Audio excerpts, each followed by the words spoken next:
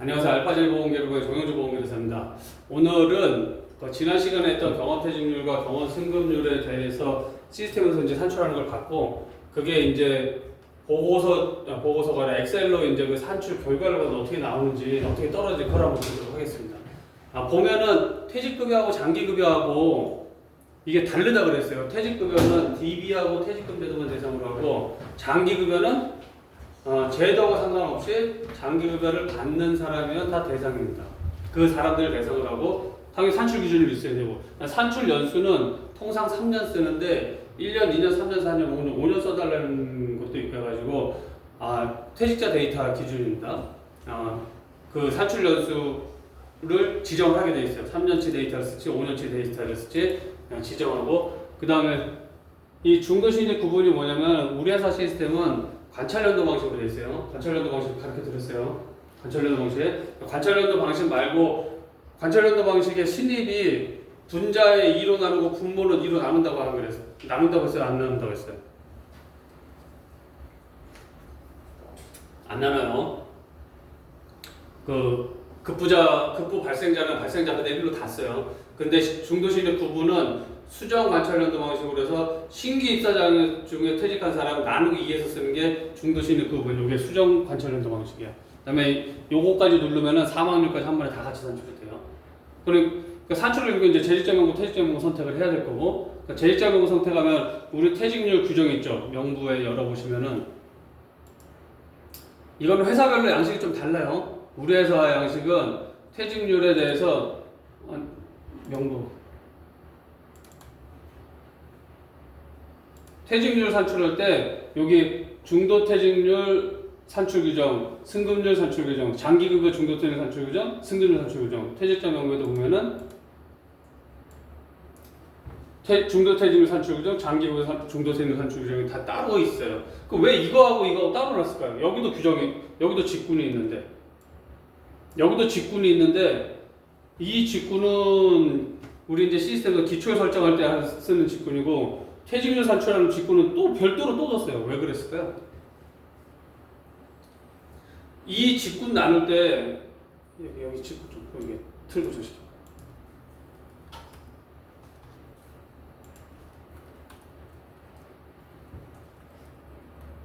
여기 직군은 기초에 설정하는 직군이라고 그랬고 여기는 중도퇴직률 퇴직급의 중도퇴직률, 장기급 중도퇴직률 산출 규정이라고 그랬어요. 왜 두 개를 나눠놨을까요? 이거 나눌 때는 기준이 뭐라고 그랬어요? 우리 학교로 얘기하면은 수학과 물리학과를 뭐라고? 이과대. 그 다음에 영문학과, 그 다음에 불문학과를 뭐라고? 문과대. 큰 그룹으로 나눴잖아요. 각 세부적으로 조금씩 다를지라도 그걸 다 나누게 되면 백몇 개를 해야 되는데 그렇게 할 수 없으니까 큰 굵직한 구조로 나눠놨어요. 그런데 이 기초율은 그렇게 나눠졌는데 이 직군이 퇴직률, 승급률 산출할 때 비스무리하게 묶이는 경우가 있어요. 어떤 경우를 예를 들 수 있냐면 정규직과 임원. 예를 들어서 통상 정규직에서 임원을 달지 계약직이나 이런 데서 임원을 안 달아요. 물론 낙하산으로 날아오는 임원도 있어요. 낙하산으로 날아오는 임원도 있지만 통상적으로는 A 회사다 그러면 A 회사에서 사원, 대리, 과장, 차장, 부장, 이사, 상무, 전무, 부사장, 사장 이렇게 가지 갑자기 저 뜬금없이 와가지고 꽂히는 분도 있지만 일반적으로 그렇게 간다는 거예요. 그 다음에 계약직으로 들어왔다 그렇게 달 일은 거의 없다. 그거는 계약직은 단순히 1, 2년 짧게 일하다 가실 분이니까 그러니까 퇴직률은 어떻게 되겠어요? 정규직 임원 될 거니까 퇴직률이 같이 가야 되실 거잖아요. 그러니까 여기는 정규직 임원 될 수 있지만 여기서는 정규 임원 합쳐 나올 수 있는 거예요. 그러니까 그런 경우는 이제 합쳐지는 거예요. 그래서 이걸 나누는 거예요. 그러면은 임금 상승 규정은 정규직과 임원이 같을까요? 달라요. 정규직은 사원, 대리, 과장, 차장, 부장을 얘기하는 거고 임원은 이사, 상무, 전무, 부사장, 사장님을 얘기하는 거예요. 거기는 임금 체계도 다를 뿐더러 금액도 차이가 많이 나요. 그러니까 여기서는 직구는 임원하고 정규직을 나눠야 되겠죠. 그래서 승급률은 달리 쓰는데 퇴직률은 정규직이 임원 될 거니까는 뭐 따로 써도 되지만 그러니까 같이 붙여서 그러면 여기 정규직, 정규임원 이렇게 쓸 수 있는 거예요. 임원, 정규임원. 그래서 이렇게 두 개 나눠 있는 겁니다. 승급률, 퇴직률도 따로. 그 다음에 이제 산출된 결과를 보면은 퇴직률. 산출된 결과를 보면은 자 이제 3년치를 산출했으니까 여기 D-3년, D-2년, D-1년 기준으로 그 퇴직자 산출한다고 했어요. 그때 기억나는지 모르겠지만 그래서 연시인원, 신규 입사, 그 다음에 중도퇴직, 사망퇴직 이렇게 딱 구해요. 이 두 개가 신규에서 중도퇴직한 사람, 신규에서 사망퇴직한 사람 요걸 쓰면은 수정 관찰연도 방식 그냥 요걸로 쓰면 요 중도퇴직엔 그 연시인원 중에 퇴직한 사람, 신규 입사자 중에 퇴직한 사람 다 포함된 사람이에요. 여기는 지금 관찰연도 방식으로 되어 있기 때문에 그럼 이제 3개년 학교 다 구하고 3개년 학교에서 제일 끝에 보면은 3개년 학교 있어요. 밑에 여기를 보면은 연시인원 40일, 신규 입사 10, 신규만 중도 2, 중도퇴직 13, 사망퇴직 빵. 이러면 조퇴직은 어떻게 산출된다고 그랬어요? 관찰연도 방식에서는 분모는 연시인원 41 더하기 신규 입사 10 나누기 2 분자는 중도퇴직 13 그대로 만약에 수정 관찰연도 방식이면은 11 더하기 2 나누기 2 신규 입사자 중에 중도퇴직자 2 나누기 2 그렇게 해서 구하면은 그 조퇴직률이 이제 28.26에 0.0000이 나와요. 또 여기 이제 조퇴직률이 나오면은 이제 위에서부터 이 조퇴직률이 이제 5세관으로 5세 이동평균법 쓴다 그랬어요. 여기는 요 세 개는 이렇게 똑같고 여기서부터는 이렇게 하니까 여기 하나 들어오죠. 하나 들어오니까 16, 31, 48, 64, 80 이렇게 여기 80이니까 여기 1차 보정, 2차 보정은 요 연령이다 그러면 요 5개 합쳐서 평균 낸 거. 그 다음에 2차 보정 퇴직률 한 다음에 할인할증을 걸어요. 여기 안전할증. 안전할증이 80에서 120%까지 거는데 저거는 이 값들이 지금 과거 결과값이라고 그랬잖아요. 그럼 현실하고 좀 동떨어진 부분을 조정하기 위해서 안전할증을 걸고 그럼 요 값을 가지고 이제 최종으로 사용할 수 있는 걸로 만들어요. 그럼 이렇게 보면 이제 퇴직률이 보이죠, 눈에. 그래서 퇴직률은 그렇게 어려운 게 없어요. 퇴직률은. 그 다음에 이제 승급률 쪽을 보면은 승급률 똑같아요. 퇴직급여, 장기급여 있고 산출기준 있고 여기 재직점 연구가 있으면 되죠. 퇴직점 연구는 없어도 되죠. 그 다음에 요건 좀 다른 기능인데 요건 나중에 우리 회사 오면은 배울 거고 지금 시간은 패스. 그럼 이제 산출 규정에 보면 공통으로 해서 인원 70명, 정년 연령 60이고 입사 최저 만연령, 입사 초과 만연령은 이 승급률은 신규 입사자가 최초 입사해가지고 부장될 때까지의 그 임금 상승률이라고 했어요. 그럼 여기에 신규 입사로 들어갈 사람들이 있어야 되겠죠. 그 신규 입사로 되는 사람 25부터 37로 정한 거예요. 그것도 나중에 이걸 어떻게 정해요? 그거 나중에 또 우리 회사 오면 가르치든 할게요. 그 다음 두 번째 SX 신뢰구간이 뭐냐면은 통계 신뢰구간이 뭐예요? 95% 신뢰구간. 어떠한 값이 산출되었을 때의 네. 그 95% 신뢰 구간이면 그 안에 들어올 확률이 95%가 좀 아니네. 95% 신뢰 구간이 확률이 95%라는 게 아니고 우리가 정규분포를 이렇게 딱 그리면은 이렇게 돼요. 정규분포가 이렇게 딱 되고 95% 신뢰 구간이라고 하면은 2.5%, 2.5% 해가지고 요 안에 들어올 확률이 95%인데 이게 뭘 의미하냐 이 95%가 우리가 100번을 수행하면은 95번은 요 안에 위치한다는 거예요. 그거를 그냥 일반인들한테 그렇게 어려우니까 95% 수준에서 95% 맞는다 그렇게 얘기하는 거예요. 엄밀한 의미는 100번 수행하면은 95번은 요 안에 위치하고 한 5번은 요 안 바깥에 간다는 그 얘기예요. 그래서 이 SX의 신뢰관은 뭐냐면은 우리가 임금이 여기 30세라고 했죠. 그럼 이렇게 찍힌다고 그랬죠. 그럼 평균은 예를 들어서 평균은 여기. 그 다음에 요렇게 하면 이게 뭐예요? 통계. 여기서 이렇게 떨어진 거. 이렇게 떨어진 거. 편차. 표준 편차. 표준 편차. 여기에 나보다 잘나는 분들이 많으면은 여기 위에 위치하겠어요? 밑에 위치하겠어요? 위에. 위에 위치하겠지. 그 다음에 좀 덜 떨어진 애들이 많으면은 밑에 위치하겠지. 근데 나를 기준으로 보면은 이 정도 선이면은 얘가 아웃라이어일까? 얘가 아웃라이어일까? 평균이 여기라고 치면은 아웃라이어가 될 것 같아. 우리 바깥에 떨어진 애들 아웃라이어라고 보잖아. 이런 애들. 얘가 아웃라이어 같아. 얘가 아웃라이어 같아. 얘가 아웃라이어잖아. 요거를 어떻게 뺄 거냐를 한 게 이거예요. SX 신뢰도가. 그래서 바 SX 더하기 시그마 SX 곱하기 Z알파 신뢰 구간 하면은 요게 요렇게 여기에 있는 애들만 상대하겠다는 거야. 나머지는 우리 학교도 과도 보면은 여기 커트라인이 만약에 300이다 그러면은 어떤 놈은 320점 밖에 없는 놈도 있지만 어떤 놈은 260점 밖에 없는 놈도 있잖아. 근데 항상 보면 요 안에 이렇게 몰려있지. 요거를 좀 잡아내는 거야, 이거를. 그래서 어느 정도 범위여야지 들어올 수 있는가. 이때 260점도 들어올 수 있어요 라고 얘기할 수 있어, 없어? 어느 정도 받아야 들어올 수 있다고 얘기할 수 있어?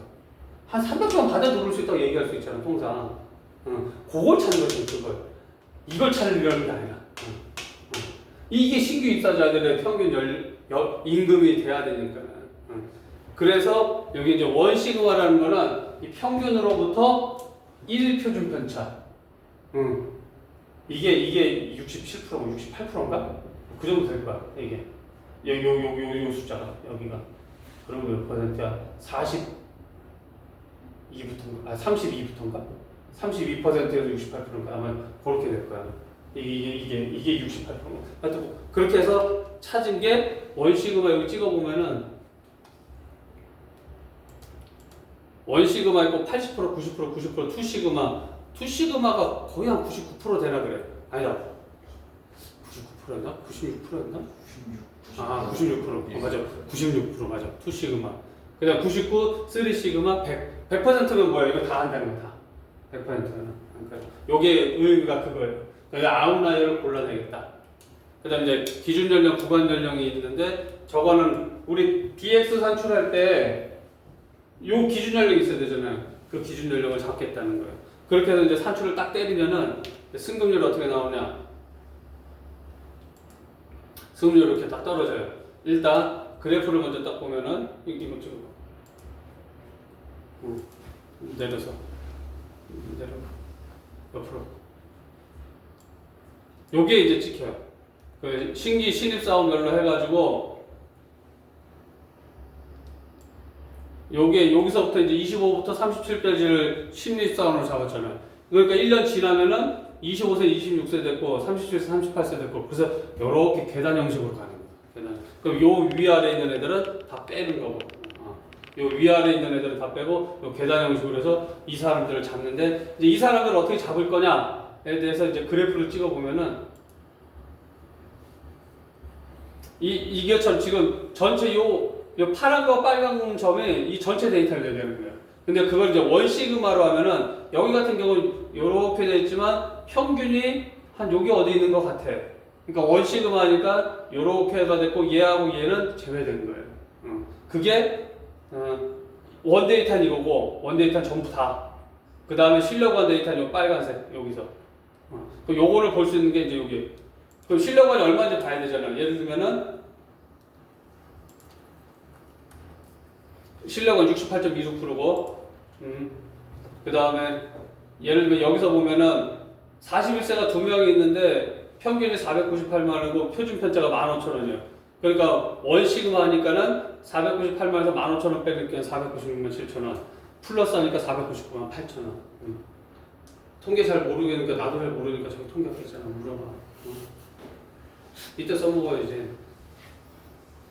그래서 요 값에 포함되는 게 얘네들이야. 그러니까 전체 얘네들이었는데 거기서 여기에 실려고 데이터로 예를 들면은 41세 같은 경우는 요 구간 안에 있는 애들. 예를 들어서 여기 5명밖에 없냐? 여기 5명, 8명. 여기는 397만 원부터 523만 원 사이에 있는 친구들이 37세죠. 그래프 37세. 37세가 요 정도니까 여기는 요거네. 요게 아까 397만에서 522만 원 사이에 있는 애들이 얘네들. 그래서 실력을 적용 원부가 빨간 거로 해서 그러면은 이렇게 해서 선형 회기를 딱 그리면은 이제 그 식이 y는 186.701 곱하기 x 빼기 197879414 a 값과 b 값으로 떨어져요. 통계 R 스퀘어가 뭐야? 결정 계수. 여기 설명해줘야지. 통계는 보는 밖에 없는데.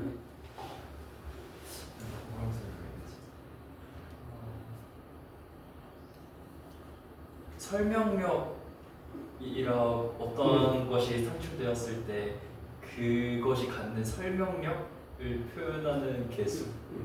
이해돼? 자신있게 얘기해. 여기 아무도 몰라. 잘 봐. 이게 이렇게 거졌잖아. 그럼 이게 어느 정도 얘네들의 이 값을 설명할 수 있는지를 궁금하잖아. 그 설명 개수가 R스퀘어. 설명 제대로 했어. R스퀘어. 그러니까 얘가 지금 전체는 이렇게 했는데 요 파란 건 버리고 빨간 걸로만 이렇게 우리 선형 얘기를 딱 하면은 얘가 이 점들이라고 해야 되나? 그거를 설명할 수 있는 그 값이 R스퀘어. 저기 잘 모르겠으면은 네이버 선생님이잖아. 네이버 선생님한테 물어봐. 그래서 여기에 맨 처음에 원데이터 하고 실력원 요걸 하기 위해서 실력원 데이터 만들고 실력원 데이터 만들어가지고 그 안에 들어오는 빨간 점 만들고 그거 가지고 설명하는 거라고. 전체 다 한 게 아니라 100% 우리가 다 한 거고. 그럼 그게 이제 여기에서 이제 아까 그 신기입사를 나온 거고 그 다음에 이제 옆으로 가면은 이제 여기에 y절편은 마이너스 204이고 기울기는 189만 원이고 18만 9천 원이고 그 다음에 18만 9천 원 곱하기 연령 빼기 2,041,138 이렇게 해서 산출하면 그게 이제 예정 평균. 요게 이제 보정임금이라고 해요. 보정임금. 여기 y는 ax 더하기 b로 해가지고 나온 보정임금. 그 보정임금 가지고 30을 1로 만든다고 했잖아. 아까 31로 만드니까 요거 나누기 요거. 얘는 요거 나누기 요거. S29 나누기 S30. S28 나누기 S30. S27 나누기 S30. 얘는 S34 나누기 S30. 해가지고 이렇게 나온다. 요게 이제 승급지수. 그 다음에 승급률. 우리가 쓰는 건 승급률. 캐피탈 BX, 대문자 BX 요거는 일정 B31 나누기 B30 빼기 1. 얘는 B32 나누기 B31 빼기 1. 그래서 요게 나온다. 다 이렇게 구해준다. 이렇게 구해주면은 단일률로 하면 한 5.7203이고 임직원이 있는 구간으로 하면 4.247%. 그럼 요거 가지고 이제 뭘 할 수 있느냐? 평균 승급률이 어느 정도 나올지를 이제 예측할 수 있겠지. 그러면 이제 회사 전체적인 승급률이 만약 한 7% 된다 그러면 베이스가 얼마 써야 돼? 이거 기준으로. 베이스가 얼마 써야 돼? 한 1.3 정도 쓰면 되지. 회사 전체적으로 7%라고 했는데 이게 5.7이니까 이거 기준으로는 2.8. 2.8. 그럼 이게 쓰는 게 적합할까? 이게 쓰는 게 적합할까? 위에. 어느 게 더 적합해? 이거는 실제 있는 사람들 올라갈 줄이잖아. 이건 없는 사람들이고. 어느 게 더 적합해? 있는 사람도 적합해 보잖아. 없는 사람 340점 만점 받으면 뭐해? 400점 만점인가? 없는 사람 400점 만점 받으면 뭐해? 없는데 있는 사람이 중요하지. 그러니까 어떻게 보면 이게 더 중요한 숫자일 수도 있지. 그러니까 이건 또 보는 관점에 따라서 또 달라져. 그래서 이렇게 해서 승급률하고 퇴직률 산출이 돼요. 이제 결과 비교는 여기 이제 결과만 딱. 그러면 여기 딱 이제 이거 이제 결과만 딱 봤어요. 이렇게 보면 이렇게 돼 있다고 이렇게 돼 있다고. 그러면은 여기 봐봐. 이제 그러면 이제 밑에 봐봐. 밑에 59세는 2%인데 여기가 좀 이상하잖아. 10, 12, 13, 16, 19, 23. 저값을 저대로 쓰면 될까? 이게 이제 통계적으로 산출하다 보니까 저런 문제는 저런 현상이 나와요. 그럼 어떻게 조정해야 돼? 조정을 좀 해줘야 되죠. 그럼 요런 부분을 약간 조정을 합니다. 그러면 통계도 뭐 설문조사 그러면 조정하지 않나? 예, 데이터 건드립니다. 수치 잘못. 그러니까 수치 잘못됐다고 뭐 이상한 거 있으면은 아마 이렇게 발표하면은 이거 자체까지 이제 의심을 받거든. 맞잖아. 아니 15세 23% 올라가는 게 말이 안 되냐고. 그러면 이것까지 문제가 생기니까는 이런 거 약간 조정해서 이제 현실적으로 통계니까 통계가 저게 딱 맞는 거 아니잖아. 점쟁이야? 딱 맞추게. 점쟁이로 딱 맞추면 되지. 그래서 승급률하고 퇴직률 산출이 이제 이런 식으로 작성이 돼요. 그다음 이제 보고서 쪽. 퇴직만 볼게요. 이사예요, 연결. 여기 가면 이제 퇴직급의 지급액 쪽에 지급액 하나 나왔어. 잘 봐요. 지급, 그러니까는 우리가 저기 하면은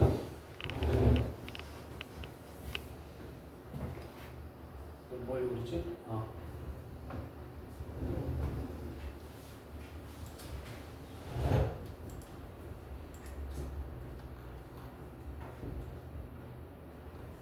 봅시다. 자, 우리가 이제 확정급여 시험을 평가하면 여기 기시고 기말이에요. 그 기시면 여기서 이건 지금 없어요. 지금 현재 여기야. 여기서 평가하면 DB 제로가 나오죠. 그 다음에 1년 근무 증가하면 뭐가 나와요?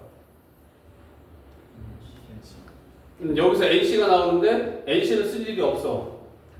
1년 근무 증가하면 늘어나는 게 단기 근무 원가. 그 다음에 얘 할인해 놨으니까는 1년 지나면 나오는 게 DBO가 1년 경과하면 늘어나는 게 뭐야? 이자 원가. 연금수적 걱정되는데 이거 바로바로 나와야 되는데 이거 시험이야. 이거는 지금 시험 때문에 해주는 거야. 이거는 그 다음에 여기에서 이제 지급이 일어나요. 지급이 여기서 여기까지 지급이 일어나는데 지급의 종류에는 퇴직금도 있고 DC 전환도 있고 중간 정산도 있고 사업부 폐쇄도 있고 전출도 있고 다양하게 되어 있어요. 다양하게. 근데 그걸 하나로 묶어서 지급. 그래서 여러분은 이렇게 다 떴다 그러면 그 지급으로만 계산하면 돼. 지급. 그 다음에 또 여기서 여기 사이에 또 들어오는 게 뭐라 그러지? 지급이 있으면 반대로 입금이라고 그렇고 납입이 아니고 수입이라고 해야 되나? 증가. 지급이라고 하지 말고 감소. 감소, 증가되는 요인으로 예를 들어서 현대자동차에 있다가 현대모비스로 갔다. 그거를 전문용어로 전입. 그 다음에 현대모비스가 알파제를 먹었어. 그걸 뭐라고요? 합병. 인수합병.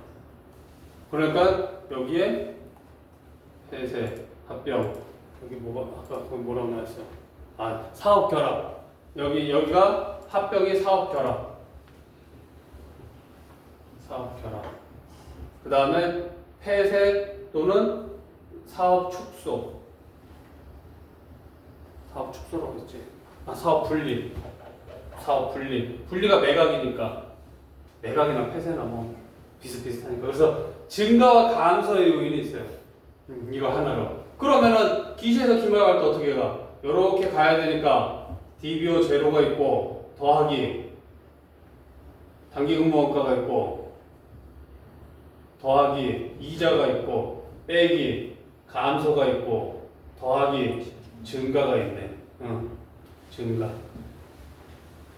그럼 이게 expectation DBO 1이 된다고. 여기 안 나와. 이게 expectation DBO 1이 돼요. 근데 실제 DBO 1은 여기 있다고. actual. 그럼 얘하고 같을까요? 달라. 왜 달라질까요? 달라지는 이유. 감소 증가가 예상이랑 다를 수 있어서. 뭐 그렇게 얘기해도 맞죠. 감소 증가가 이미 우리가 이거 뽑을 때 이 감소될 것도 뽑아야 안 뽑아요? 뽑죠. 근데 증가될 거는 모르지. 신이요? 올해 얼마 들어올지 신입사원 신입 저기 26학번 애들이 누가 들어올지 알고 있었어? 모르잖아. 나보다 똑똑한 놈 올 수도 있고 모자란 놈 올 수도 있는데 그러니까 당연히 차이가 날 수밖에 없겠지. 그래서 재측정 손익은 실제에서 예정 DBO를 빼요. expectation 예정 DBO가 실제는 DBO 1이고 여기서 이거 뺀 거라고. 그게 재측정 손익이에요. 손익. 예정이 이게 줄 돈이잖아요. 받을 돈이 줄 돈이에요. 줄 돈. 그 예정이 100 나왔는데 실제로 평가가 110원 달래. 그 손실이에요, 이익이에요. 실이요. 10원 더 줘야 되잖아. 좋아 싫어. 실제 그러니까 손실이지. 100원 줘야 될 줄 알았는데 95원만 달래. 좋아요. 그럼 5원 좋잖아. 5원 안 줘도 되니까 5원 내 돈 남았잖아. 좋잖아. 그러니까 이 부호로 학생들 잘 모르는 경우 있어요. 모를 때 거기서 막 생각을 더듬으면 더 헷갈리는 경우가 있다고. 그럴 때 판단을 이렇게 하라고. 이 증가가 나한테 좋은 거가 안 좋은 건가? 증가가. 그러니까 실제로 예정되는 거는. 그래서 요거에 시험 문제 나올 거예요. 그 다음 두 번째 나오는 게 손익계산서에 들어갈 비용이 뭐냐. 2번에 인컴 스테이트먼트에 들어갈 비용이 뭐냐. 그거가 시험 문제 나올 거예요. 그래서 여기 보시면은 이제 여기 보면은 감소, 증가, 감소, 이거 증감, 이것도 증감, 사업계획 관련 손실이익, 증감, 환율 변동효과, 재측정 손실이익, 기말 DBO, 이자 비용, 사업 분리 관련 손실, 그다음 사업 결합금액, 사업 분리금, 이건 증가, 감소 금액. 그러니까 증가, 감소 금액이 있으면은 손익을 인식해야 될 거 있어요. 손익을 인식해야 되는 게 과거분모가, 축소정산. 이 두 개. 근데 사업 결합 관련해서도 실무에서는 손익을 인식하는 경우가 있어요. 근데 시험 문제는 그렇게까지 나오면 논란의 소지가 있기 때문에 정산 손익이다 아니다. 그러니까는 DC 전환했다, 중간 정산했다. 그러면은 얘네들은 정산 손익 인식. 그 다음에 제도가 변경했다. 그럼 과거분모가 인식. 그렇게 인식을 해서 요 안에 계산해서 들어간다고 보면 돼요. 그 다음에 자산 변동은 자산도 똑같은데 여기서 들어가는 거는 중요한 거 기대 수익이 저기 들어간다. 이 기대 수익이 0이야.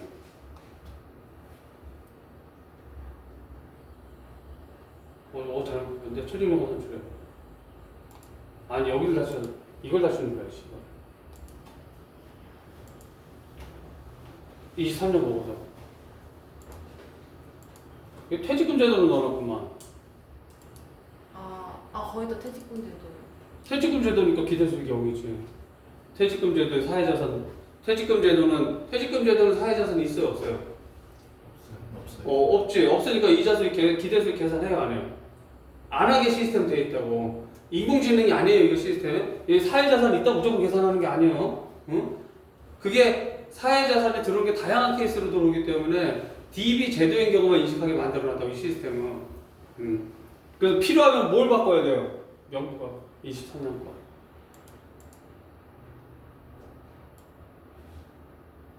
다 켜보니 타이거 퇴직금 제도 생각했죠. 퇴직금 제도 해놓고 사회자산이 있다고 하니까는 뭐가 잘못된 거예요?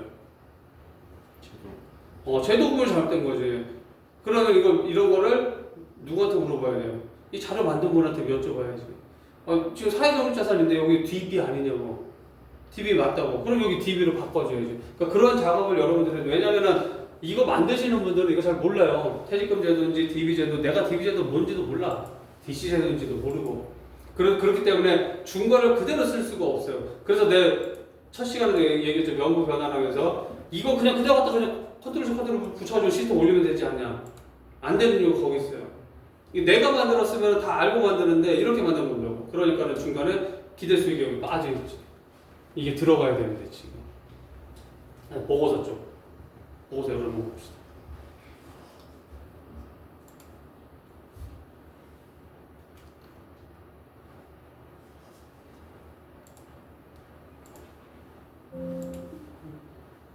그 예전 거 열면 좀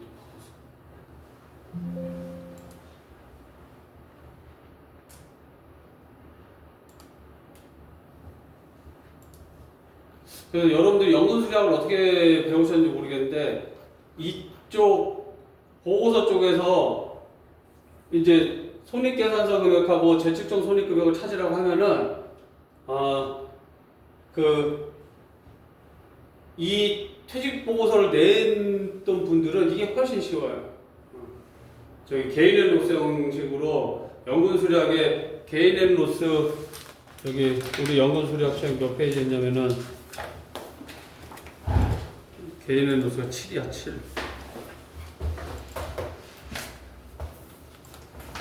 122페이지 122페이지에 있는 그 형식으로 푸는 것보다 이렇게 푸는 게 125.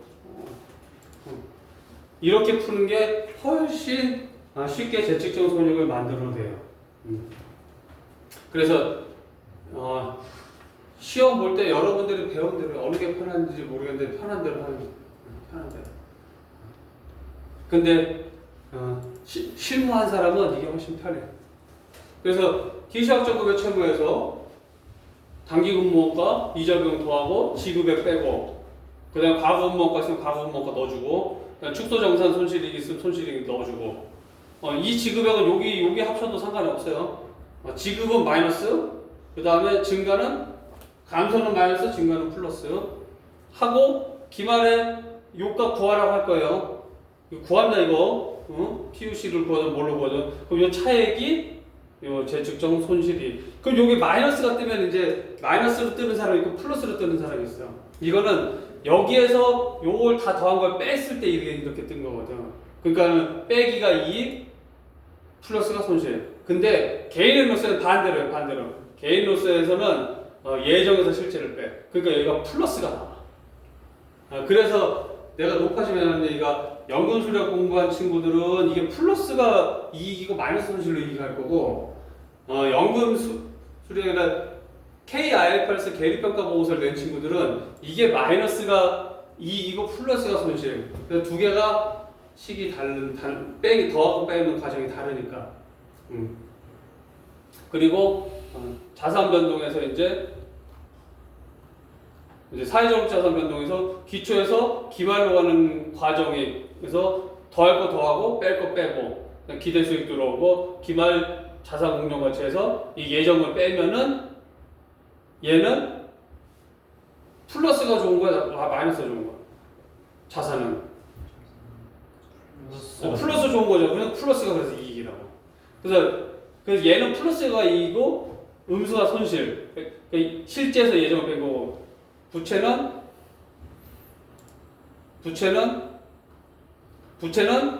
줄돈이잖아. 그러니까는 늘어나는 게 좋아, 줄어드는 게 좋아. 줄어드는 게 좋잖아. 그러니까는 감소가 이익이고. 여기서 이제 단기 비용으로 갈 금액이 단기 여기서 찾아야죠. 여기서. 자, 학적금액 급여채무는 기존에 있던 거니까는 BS. 단기 공모가는 단기 늘어났잖아. IS. 이자 비용은 늘어났잖아. 이자 그다음에 여기는 지급액은 얘에서 나갔잖아. BS. 계약 전출은 얘에서 나갔잖아. BS. 전입은 원래 여기 썼던 전입 왔다는 것 자체가 원래 기초에 여기 다 있었어요, 없었어요? 아니 우리 회사는 없었지만 다른 회사에 있었잖아. 있었으니까는 여기에 포함된다고 봐야지. 그러니까 얘는 BS. 제도 이전 중간 정산 금액은 여기서 나갔잖아. BS. 과거 근무원가는 IS. 원래 여기 없던 금액이 이제 증감이 일어났으니까. 축소 정산 손실 이익은 IS. 손실 이익이잖아. 손실이 IS. 사업 결합 관련 손익, 사업 분리 관련 손익도 IS. 손익이니까 당연히 IS지. 사업 결합 금액, 사업 분리 금액은 BS. 결합은 전입, 분리는 전출이나 지급 이쪽이니까. 환율 변동 효과는 IS. 그다음 재측정 손익은 기타 포괄. 그 다음에 이제 하나 더 들어가야 될 게 자산 쪽. 자산에서 이 사회적 자산 기대 수익이 IS로 가요. IS로 가는데 얘는 이제 여기 3.1. 3.1에서 단기 공모가 더하고 이자 비용 더하고 과거 공모가 더하고 추손 손실 환율 변동 관리 비용 더하고 기대 수익은 여기 이제 차감으로 들어와요. 우리 BS 작성할 때 DBO에서 못 빼요. DBO에서 자산 빼죠. DBO에서 발생된 이자가 뭐예요? 3.1. 여기 확정거래 채무 이자 비용이잖아. 그 다음에 자산에서 발생된 게 기대 수익. 그러니까 얘에서 얘를 뺐듯이 얘는 여기서 이걸 빼야지. 그래서 기대 수익은 음수. 그것만 조심하면 돼. 그러면은 보고서까지 끝났어요. 그리고 이제 이걸 좀 자세히 살펴보면은 확정거래 채무 변동 내역이 있고, 아니 제일 먼저 재무상태표에 들어갈 금액, 옛날로 따지면 밸런스 시트, 재무상태표에 들어갈 금액, 그 다음에 IS에 들어갈 금액, 손익계산서 들어갈 금액에 대해서 시험 문제가 나올 거예요. 나오면.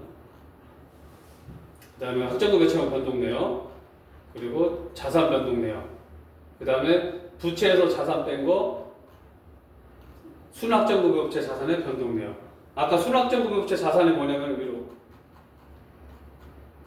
이 금액의 변동 내역을 지금 얘기하는 거야. 여기 이 금액에서 지금 이 금액이 됐거든. 2056에서 2708. 그래서 2056에서 2708로 내려간 그 내역이 여기 떨어진다고. 그러니까 3.1 빼기 3.2라고. 그 다음에 공시사항. 기타 포괄 손익 누계에 대한 재측정 요소가 인구 통계적 가정의 변경에 의해서 이렇게 바뀌었고, 재무역 가정의 변경, 인구상 할인율 가정 변경에서 이렇게 바뀌었고, 경험 조정 손실이 의해서 이렇게 나왔다. 사회적 자산 재측정 손실이, 그 다음에 자산익 이상한 효과 변동, 총 재측정 손실이. 그 다음에 이게 이제 내년도 비용. 이게 준 표준 원가 방식이기 때문에 차년도 비용이 미리 다 산출이 됩니다. 그 다음에 민감도. 1%포인트 변동될 때 얼마가 변동될 것이냐, 민감도에 대한 거. 이게 두레이션이에요, 이게. 응? 두레이션에 의해가지고. 근데 두레이션하고 이게 조금 안 맞죠? 안 맞는 이유가 뭐예요? 컴플렉시티 때문에 안 맞아요. 컴플렉시티는 몇 페이지에 있냐면은